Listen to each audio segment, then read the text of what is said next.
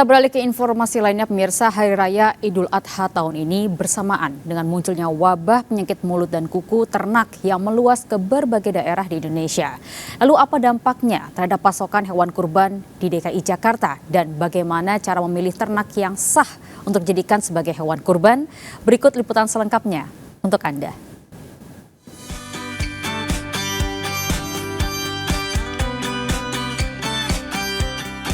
Hari Raya Idul Adha tinggal menghitung hari.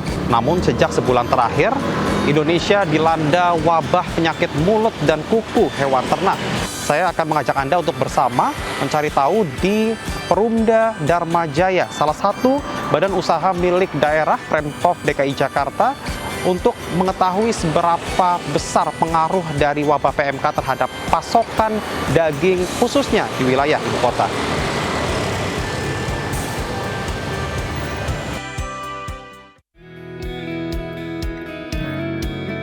Pak, kalau boleh tahu, ini biasanya sapi-sapi yang datang ke Pemprov DKI Jakarta ini asalnya dari mana aja, Pak? Iya, biasanya sih kita dari seluruh Jawa, lalu dari NTT, dari Bali, juga dari Lampung. Memang saat ini karena adanya wabah PMK ini memang kita agak lebih selektif. Jadi hanya beberapa daerah yang memang dinyatakan bebas dari PMK. Itu yang kita ambil.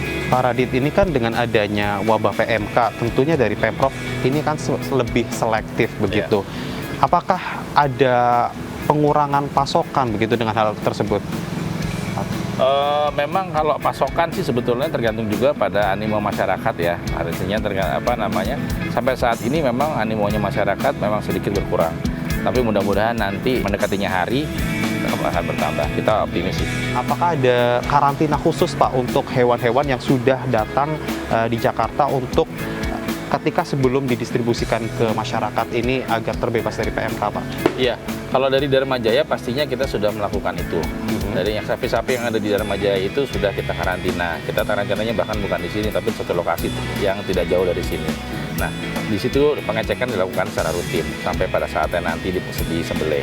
Nah, kalau untuk yang umum sih, menurut saya untuk masuk ke DKI Jakarta itu sudah ada syaratnya, ada surat kesehatan hewan dan lain-lain. Nah, dengan itu saya rasa sebenarnya sudah mewakili lah untuk pemeriksaan kesehatan. Dan di sini pun juga kan dinas selalu berkeliling tuh Pak, seluruh Jakarta untuk memeriksa hewan-hewan yang ada. Oke, berarti pengecekan kesehatan hewan ternak ini selalu dilakukan secara berkala ya, Pak? Terus Pak, berkala. Oke, baik. Terima kasih Pak Radit atas waktunya. Sama-sama. Silakan melanjutkan aktivitas kembali. Ya. Sehat selalu, Pak. Amin. Terima kasih.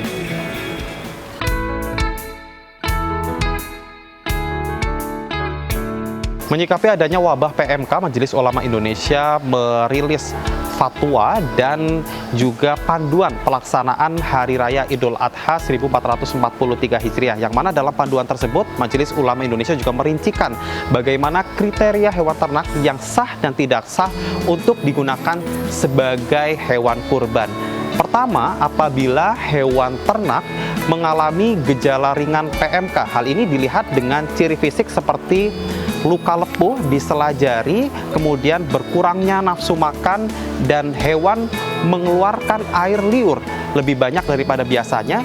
Hewan dengan gejala ringan seperti ini masih bisa digunakan dan masih sah untuk digunakan sebagai hewan kurban. Kemudian yang kedua, apabila hewan ternak mengalami gejala berat PMK, hal ini ditunjukkan dengan sejumlah ciri fisik, diantaranya seperti adanya luka di bagian sela jari, bahkan mengakibatkan kuku dari hewan ternak tersebut terlepas dan berkurangnya nafsu makan, sehingga membuat hewan ternak ini nampak lebih kurus, bahkan sampai tidak bisa berjalan atau berjalan pincang dan mengeluarkan air liur lebih banyak daripada biasanya.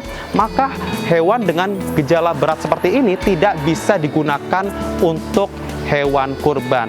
Namun yang ketiga, apabila hewan kurban dengan kondisi gejala berat namun sudah mendapatkan penanganan dan dinyatakan sehat sebelum atau saat pelaksanaan Hari Raya Idul Adha pada 10 hingga 13 Zulhijjah, maka hewan tersebut sudah bisa digunakan sebagai hewan kurban dan dinyatakan sah sebagai hewan kurban.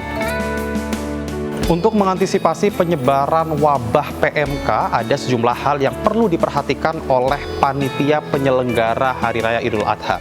Pertama, panitia kurban wajib melakukan pengawasan saat proses pemotongan daging ataupun jeroan hewan kurban, serta menangani proses pengelolaan limbah hewan kurban. Yang kedua, panitia kurban juga dihimbau untuk mendistribusikan hewan kurban kurang dari 5 jam pasca dilakukan pemotongan.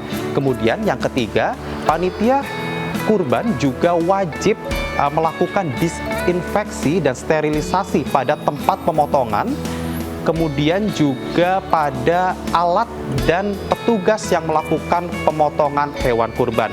Terakhir, apabila ada hewan ternak yang ditemukan sakit, maka petugas hewan atau panitia hewan kurban harus segera melapor kepada dinas terkait.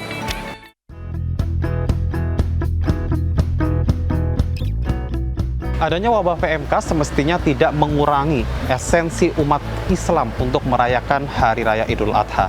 Dengan berkurban sesuai dengan panduan, diharapkan bisa memberikan rasa aman untuk kita semua merayakan Hari Raya Idul Adha. Dari Jakarta, Vito Erlangga, Muhammad Faisal, Eko Miyadi, iNews melaporkan.